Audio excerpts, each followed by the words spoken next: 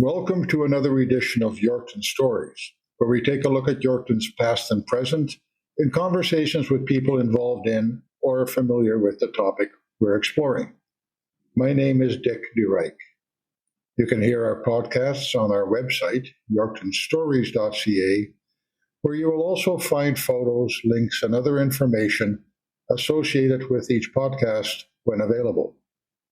When I arrived in Yorkton in the spring of 1967 as a rookie reporter for the Yorkton Enterprise, one of the duties was to cover meetings and banquets and gatherings of all sorts. Those took place primarily at one of three locations: the Corona Motor Hotel on West Broadway, now Sign on Broadway, St. Mary's Hall, then a small hall at the southwest corner of Darlington Street and Ontario Avenue, and at the Legion Hall, as it was commonly called, at the corner of Broadway and Bradbrook, vacated by the Legion several years ago when it became first a furniture store and this summer the new home of Dance Innovations. In the late 1960s, Yorkton was known as the turkey capital of Canada. There were large turkey barns to the east and west. Distinguished visitors were presented with ceramic turkeys by the city, and banquets served turkey, turkey, turkey. One of the exceptions was the Legion Hall, where the volunteer Ladies Auxiliary served beef, not at every banquet, but often enough to break the monotony of turkey. I loved going to banquets at the Legion Hall. I have not eaten turkey in the past 55 years.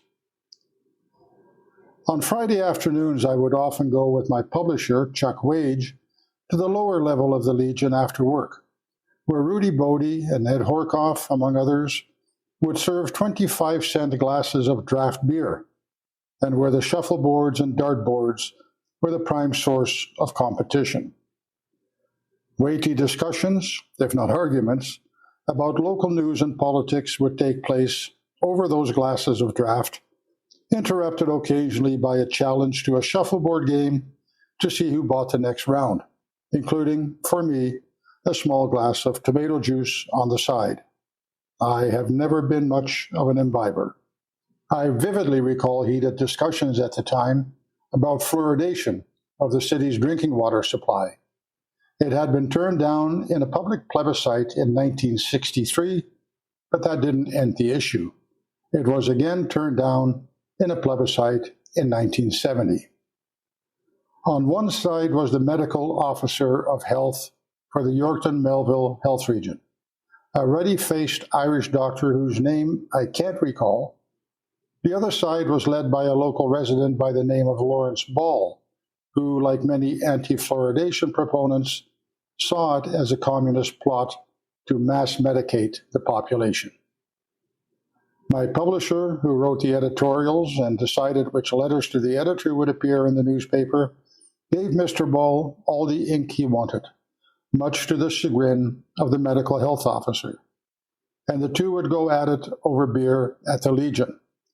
Never a good way to engage in intelligent discussion. Sitting in, but seldom participating in the discussion, was the Legion manager, a rotund gent by the name of Sid Baker, who lived across the street on Bradbrook. He was quite content to watch the quarters going into the till for the beer, and for the occasional pickled egg or pickled kubasa kept in jars on the bar. Sid was also smart enough to go home around 6 o'clock because his wife had supper ready. For others, supper could wait, as long as there was beer and, shall we say, conversation. Upstairs was the large hall where meetings and conventions and banquets and weddings and anniversaries were celebrated, and a smaller meeting room as well as the administration offices. Downstairs was the bar. It was the Legion. But officially, and on the sign outside, it was the Royal Canadian Legion General Alexander Ross Branch number 77. Why that name? And who was this General Ross? On the Yorkton Legion website, it is noted that the general spent his later years in Yorkton, which is somewhat misleading. Alexander Ross was actually appointed a judge in Yorkton in 1921, and he and his wife made their home here for most years until his death in 1973. His life as a judge here was interrupted several times when he was called on by the federal government to first help organize a national association for veterans of war, and later to establish a civil defense organization. My friend and mentor, Ruth Shaw, wrote an extensive history of General Alexander Ross, which is available on the Yorkton Legion website. At the time, Ruth was writing stories recollecting Yorkton history, which I published on a local website in the early 2000s, and which was also printed in one of the local papers at the time. From that, from other official sources about Alex Ross, and from photos of him in uniform, he appeared as a very stern military man.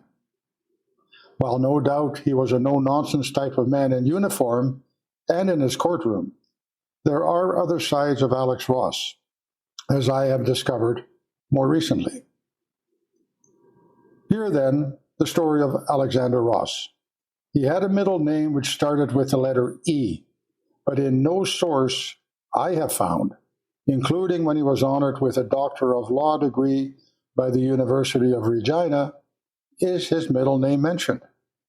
He was generally referred to as Brigadier-General Alexander Ross. A brigadier general is the lower of 4 general officer ranks, and typically denotes one who is in charge of several brigades encompassing 4,000 or more troops.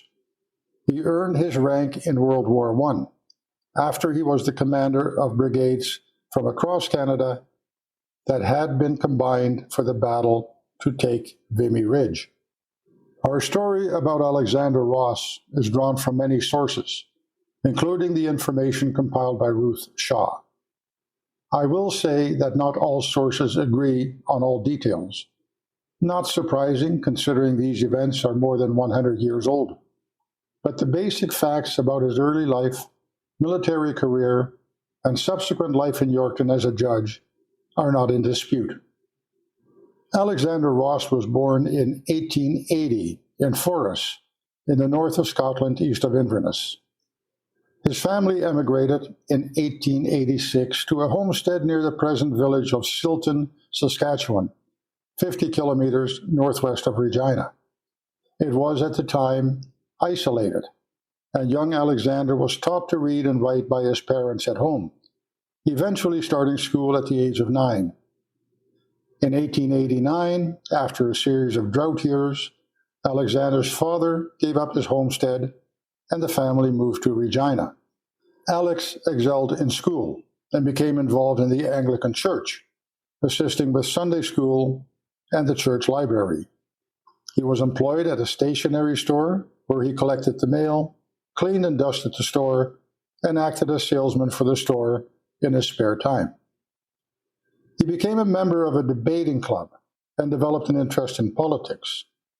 He was the first secretary of the newly formed Young Liberal Party and became involved in the campaign that saw the election of the first Liberal government of Saskatchewan in 1905, the year Saskatchewan became a province. At the age of 17, he passed his junior matriculation exam at the University of Manitoba, equivalent to grade 11. That allowed him to obtain an interim teacher certificate, and he was posted to a newly opened school at Cronow. His teaching career apparently was very brief. He returned to school and obtained his grade 12. But now what? He wasn't interested in pursuing teaching as a career, but an ad by a local law office for a student at law caught his attention. Back then, one could become a lawyer by learning law in a law office, passing 2 examinations after 3 years of articling, with no university degree required. He started work for the law firm of James Balfour in January of 1898. He was not paid for his legal work, but he was also the janitor, and that paid him $10 a month to clean 2 coal stoves, dump the ashes, make 2 fires, and sweep and dust the office early in the morning. He would then go back home, change clothes, and go back to the office to open it at 9 in the morning, picking up the day's mail on the way. He typed letters and documents if multiple copies were needed, served legal papers, and ran errands. The senior partner in the law firm was also the town clerk, so Alexander transcribed the council minutes. The junior partner was the town treasurer, so Alexander prepared the tax rolls, sent out tax notices, collected the taxes, and acted as bailiff. And of course, there were also the routine duties of the law office, appearing in court, serving papers, going to the land titles office to file paper. At the end of his 3 years as an articling student, he passed his examinations and was ready for the call to the bar before his 21st birthday. But no one was allowed to practice law until the age of 21. So he was appointed as a notary public, looking after debt collection and opening an office in Weyburn, sending legal work from there to Regina. While in Weyburn, he was offered a partnership in the Regina law firm of T.C. Johnstone. He accepted and kept on learning. Mr. Johnstone was also Crown Prosecutor for the District of Western Assiniboia, and Alexander learned about criminal law and procedure. When Johnstone was appointed to the courts as a judge, Alexander was appointed Crown Prosecutor in the Judicial District of Regina, and he started up his own law firm with a partner.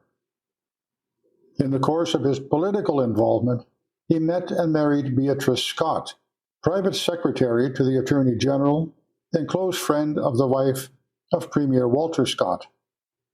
Their marriage lasted well over 50 years until her passing. By this time, he had also become more deeply involved in the military. On the formation of the 95th Saskatchewan Rifles in 1914, he was commissioned as a lieutenant, and on the outbreak of war in 1914, he was posted to the 28th Northwest Battalion as a captain and company commander. Until the outbreak of World War I, the general public didn't take Canada's military very seriously. It was often treated as a joke. But with the declaration of war, they expected the military to pack kits and move into action without delay. Alexander Ross became the recruiting officer and was responsible for the initial training of the recruits. He became the major in command, and in mid-October of 1914, the company left for Winnipeg, where it spent the winter. The 28th Battalion arrived in England in early June of 1915 and were then deployed to the European mainland. At the Battle of the Somme in the summer and fall of 1916, one of the largest battles of World War I, the colonel in charge was wounded, and Alex became the commanding officer with the rank of lieutenant colonel. The experience had been harrowing. When the company marched away from the Somme, it was a sadly depleted unit and had to be rebuilt, a job that fell on his shoulders and was accomplished that winter when the troops had moved to Vimy. Then on April the 9th, 1917, they found themselves fully engaged in the battle at Vimy. The Canadian War Museum website says this about that battle. Attacking together for the first time, the 4 Canadian divisions stormed the ridge at 5:30 in the morning on 9 April 1917. More than 15,000 Canadian infantry overran the Germans all along the front. Incredible bravery and discipline allowed the infantry to continue moving forward under heavy fire, even when their officers were killed. There were countless acts of sacrifice as Canadians single-handedly charged machine gun nests or forced the surrender of Germans in protective dugouts. Hill 145, the highest and most important feature of the ridge, was captured in a frontal bayonet charge against machine gun positions. 3 more days of costly battle delivered final victory. The Canadian operation was an important success, even if the larger British and French offensive, of which it had been a part, had failed. But it was a victory at a heavy cost. 3,598 Canadians were killed and another 7,000 wounded. Vimy became a symbol for the sacrifice of the young Dominion. In 1922, the French government ceded to Canada in perpetuity Vimy Ridge and the land surrounding it. The gleaming white marble and haunting sculptures of the Vimy Memorial, unveiled in 1936, stand as a terrible and poignant reminder of the 11,285 Canadian soldiers killed in France who have no known graves. Alexander's troops joined the fighting at Cambrai in October of 1918, where the brigadier commander was injured. After spending the whole day under fire, a message came ordering Alexander to assume command of the unit and ordering the unit to relieve the 1st Division at the front that night. Ross was made a brigadier general.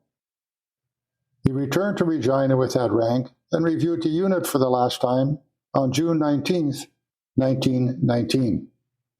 On June 21st, he put away his uniform and went back to his law office, prepared to start anew in his chosen profession. But things had changed while he was gone.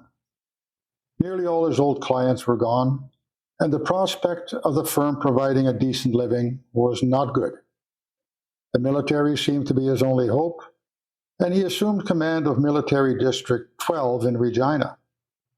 He proceeded to reorganize the militia force in Saskatchewan based on his wartime experience, but lack of funding stalled those plans. He resigned and returned to law. In September of 1921, he was offered the post of District Court Judge for the Yorkton District, and he and Beatrice moved to Yorkton.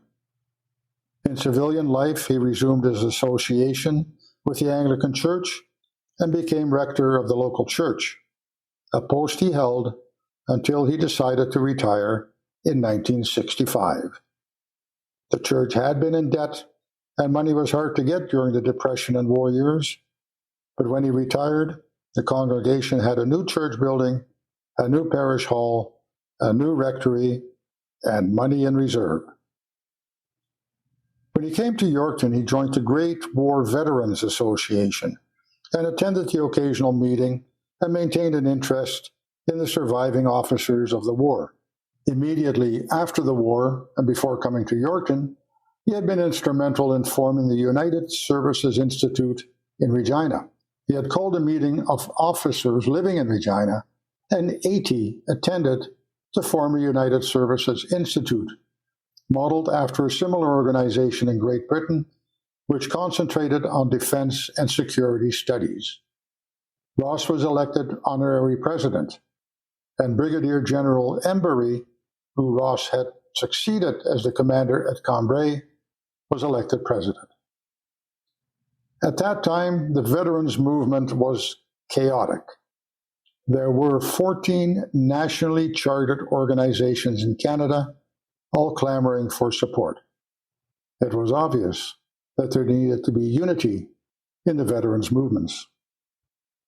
He was invited to attend a meeting in Regina to discuss a plan under consideration for a unity conference in Winnipeg, where Saskatchewan was to have 3 delegates.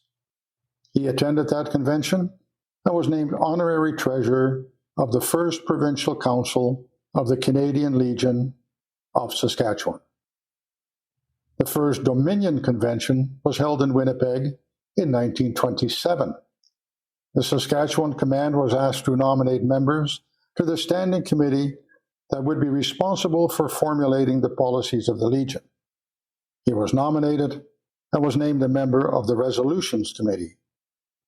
At the initial meeting of that committee in Winnipeg, the chairman did not arrive, and General Ross was nominated to take his place.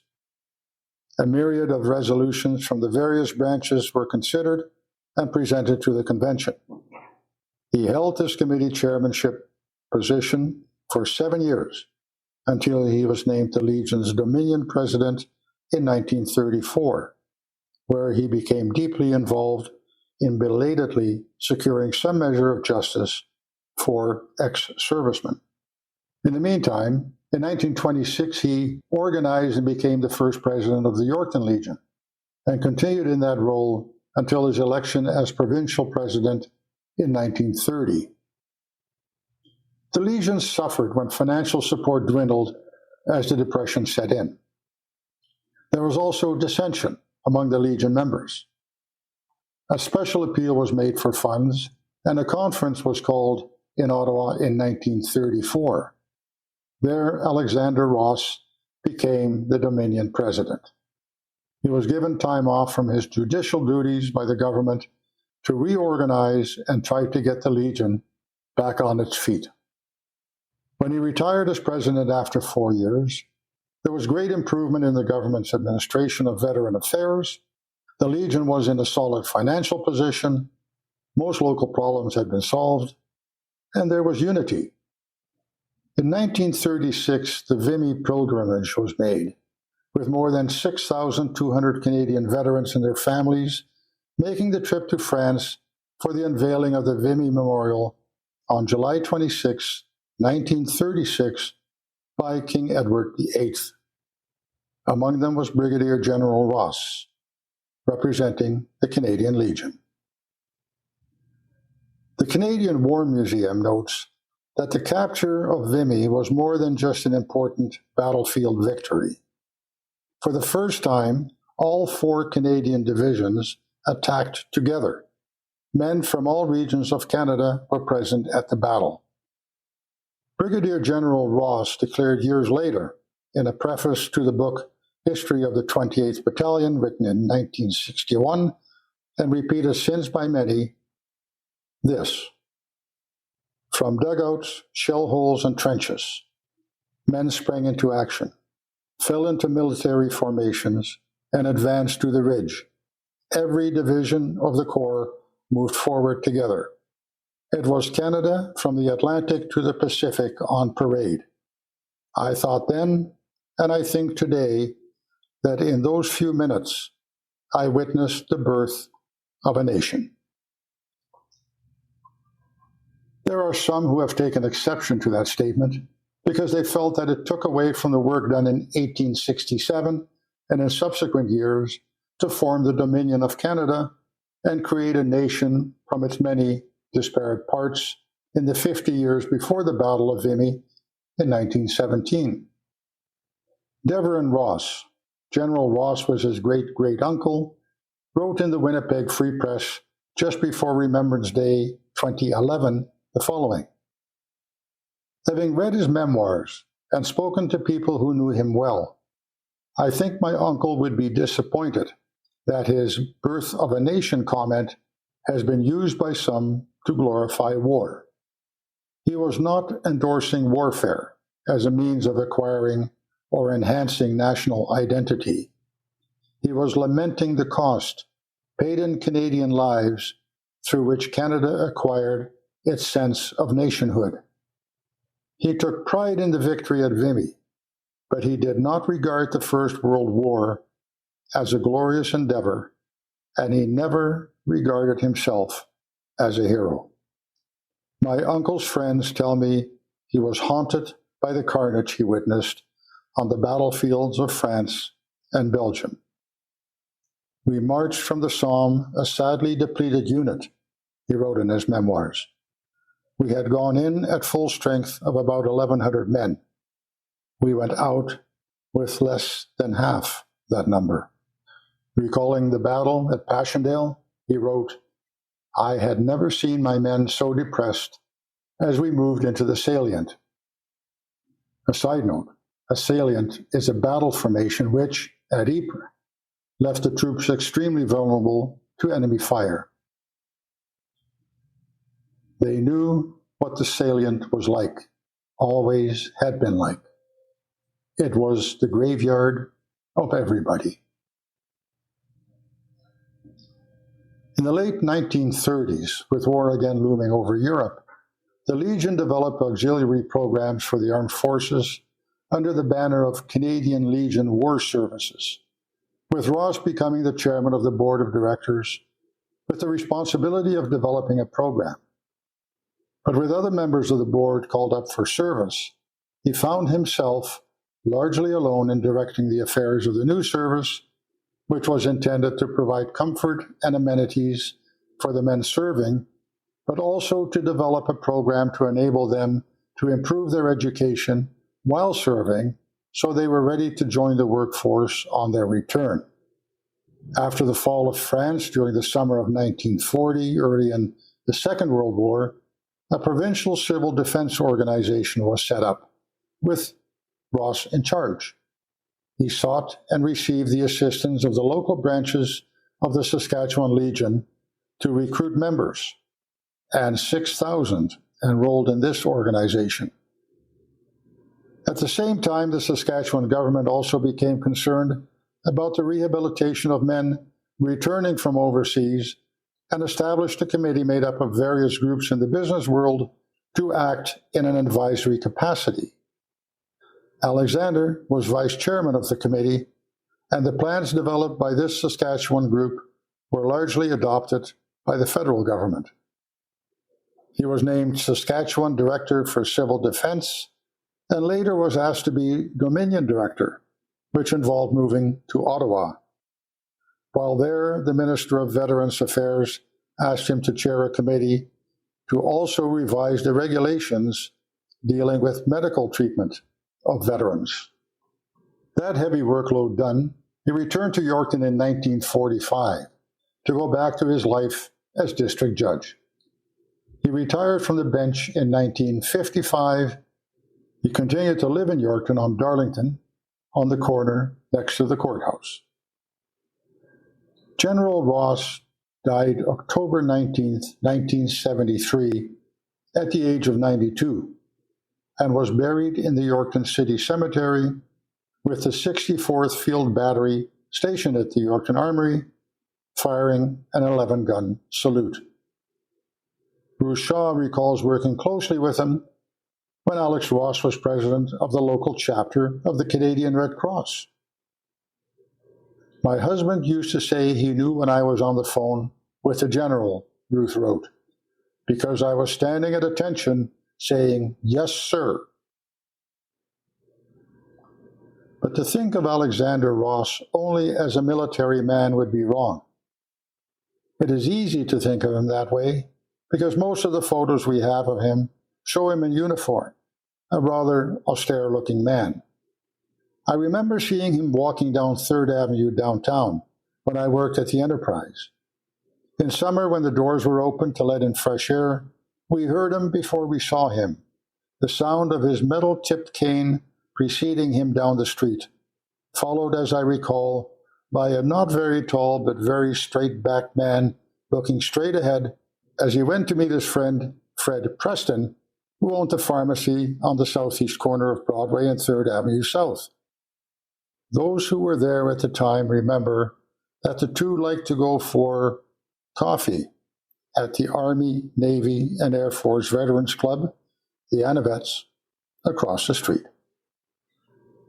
Nancy Morrison, now retired and living in Vancouver, was a lawyer and adjudicator in Ontario, Saskatchewan, British Columbia, Yukon, and the Northwest Territories. She served 9 years on the British Columbia Provincial Criminal Court and later 15 years on the Supreme Court of British Columbia. A few years ago, she wrote a fascinating and often opinionated memoir called Benched. She was born and raised in Yorkton. Her parents were William and Jessie Morrison, who lived on 2nd Avenue, just north of Smith Street. William practiced law in Yorkton for almost 50 years, retiring in 1978. Jessie, whose maiden name was Christopherson, was a descendant of the original Hopkins pioneer family. They were good friends of Alexander and Beatrice, known as Alex and B. Ross. And Nancy vividly remembers some of the social life shared by them.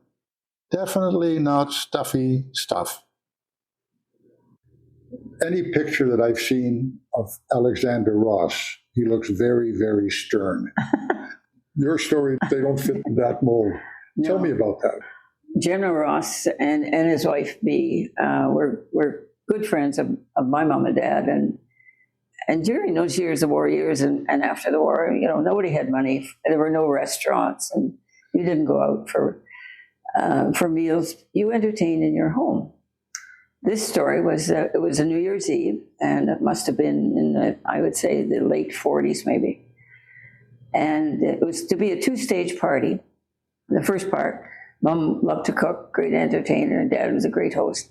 So the first part of the party was at our house on 2nd Avenue, and Mabel Watchler and Dr. Watchler, the dentist, of course, were part of the group, and the women were all in wonderful evening clothes, evening dress, and the men were all de rigueur in tuxedo or tails. And Mabel Watchler was a wonderful pianist. She could play anything, name the song, she'd sit down and play it. So they were having a wonderful time at our piano, Mabel pounding the ivories, everybody singing. Then it was time for the second stage of the party, which was dinner itself, which was up at Ross's, Alexander and B. Ross's, which was about a block and a half up 2nd Avenue. And it was quite a cold New Year's Eve. There wasn't a lot of liquor in those days, not because they didn't like it, but because it had been rationed all through the war, and it still was. Anyway, they decided, and I suspect my mother, because if there was any rascally stuff to happen, she would have been in there. She said, well, we've got to take a piano with us because Rosses don't have a piano in their house. And we had a wonderful old upright piano, beautiful old thing. And so they phoned the drayman, who was just at the end of Smith Street, New Year's Eve, and he said, sure, he would come and get the piano and take it up to Ross's. So they passed the hat. It was $5. So he hitched up his horses and brought the big flat dray. And they wrestled the piano out of our house, down the front steps, along the sidewalk, up onto the dray. And then Mabel sat up at the piano and played. While it was going down the street? While it was going down the street, and quite a few of them were up on the dray with her and singing. Then they get to Ross's and unload the piano and up their steps and into their house. And I gather it was a wonderful party from beginning to end. And then after the New Year's, of course, then they had to call the dray again. So they woke up the drayman, and he said, yes, he'd come and get them and the piano. And so he hooked up the whole team again. They passed the hat again for the $5, and they brought the piano back home. And so certainly General Ross would not have been an instigator, but I would call him a co-conspirator. I remember him well, actually. He wasn't stern, he was solemn, but he was so involved in the community, and he had such respect. He earned so much respect, but he gave so much respect. But there was a rascally side to everybody, I think, certainly that night. Nancy also remembers the changes that took place in Yorkton immediately after the war, at the time that General Ross returned here from Ottawa to resume his work as a judge. Alexander was a mainstay of the Anglican Church, and your parents were Anglican. Yeah, and they played bridge. Very enthusiastic bridge player. Very. My friend Jackie Vaughan, Jackie Sim, her parents were really very tough Anglicans. She said, oh yeah, Ross was so involved in the church and bridge. How was the end of the war celebrated? And was there a recognition of Alex Ross and the work that he had done? Always aware that he was very much part of the Legions, and he was so respected. I remember even as a young girl knowing the difference between a general and a brigadier-general because of General Ross. Yeah. And it was really an honor to have him living in Yorkton. Yeah. You remember the end of the war. You were I was about 8. 8 years old. What changed in Yorkton? Veterans were coming back, soldiers were coming back, but Yorkton had always been kind of, because of the Commonwealth Air Training Plan school at the airport, Yorkton had always kind of been part of the war effort. You know, I was too young to know what was going on in the Legion and in the bar celebrations. I do know that nobody ever missed the November 11th up at the cenotaph, and front and center, not by his own doing, but just by his stature. Always was, of course, Brigadier-General Ross. Many homes, and Mom and Dad always welcomed the young flyers, the young Commonwealth flyers who were training. You know, they were from Australia, New Zealand. They were training to go to this awful war. And so there was usually 1, 2, or 3 young men having Sunday dinner with us. They had sisters, you know, my age and Moira's age, and they liked being around kids, reminded them of their own family. And so that changed. There were no more of these fine young lads at the house anymore. There was a sense of joy. I know there was. You know, my own dad was too old. He had enlisted when he was 14 in World War I, till his father outed him and took him off a troop ship in Halifax. Oh, really? Yeah. But he finished high school and he lied about his age. He was 6 feet tall. He hadn't taken part in the war, of course, and he was too old in the Second World War. I do remember the wartime houses. And we used to drive around after supper, if it was nice weather in spring, summer, fall, and look at all this wonderful building, Beaker Heights, and the wartime houses were being built everywhere in town. I know my mom and dad were so supportive and felt it was incredibly worthy. There was this immediate response in this country to all those wartime houses. And they're still, I mean, I drive around and there they are. They're still looking good. Oh, the thing I really noticed, I went to the theater all the time as a kid. You know, you'd see Bambi, but before you saw the movie or anything, you saw the war footage from Europe and then Japan and the Far East.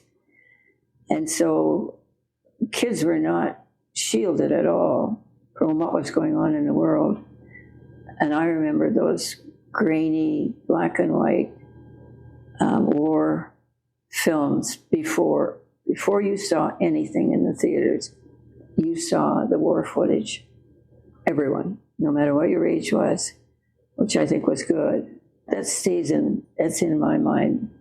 No more of that after the war. I didn't miss that. Perhaps least known about Alexander Ross is his association with the Yorkton Golf Club, the predecessor of what is now York Lake Golf and Country Club, south of the city.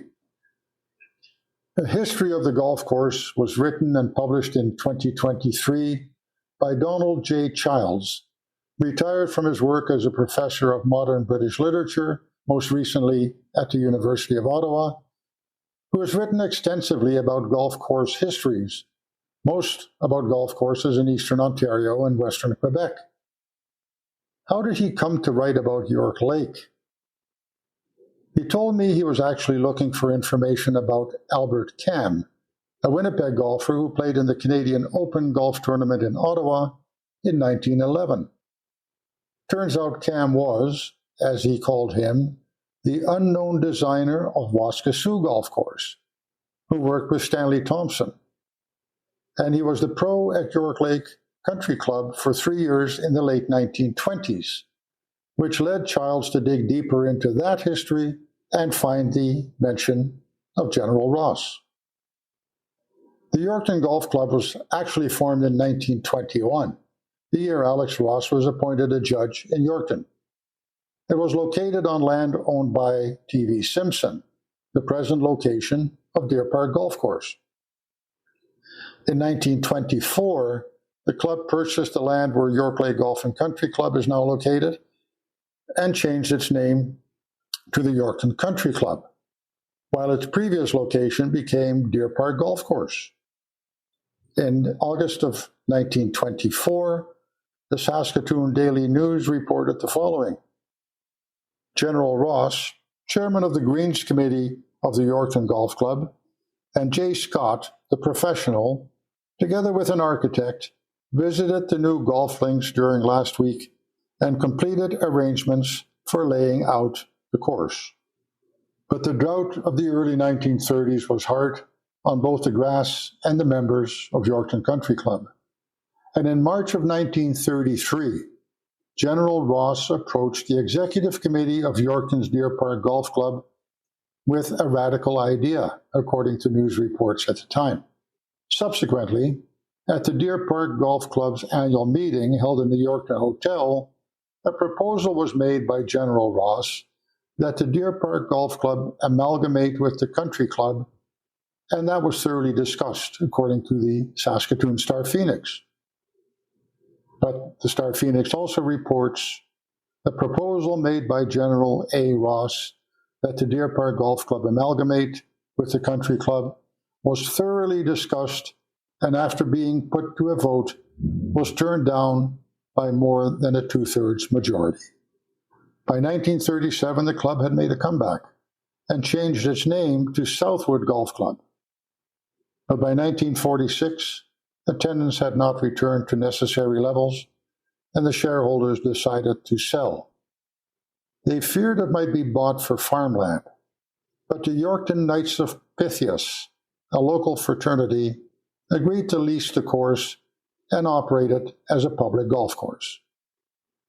As Don Childs notes, General Ross, longtime member of the executive committee of the Yorkton Country Club and chairman of the club's Greens Committee when the golf course was laid out in 1924, was also a longtime member of the executive committee of the Yorkton Lodge of the Knights of Pythias.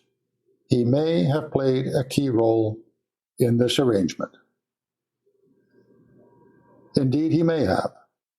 The golf course survived, and in the mid-1950s was donated to the Crown to form part of what is now York Lake Regional Park.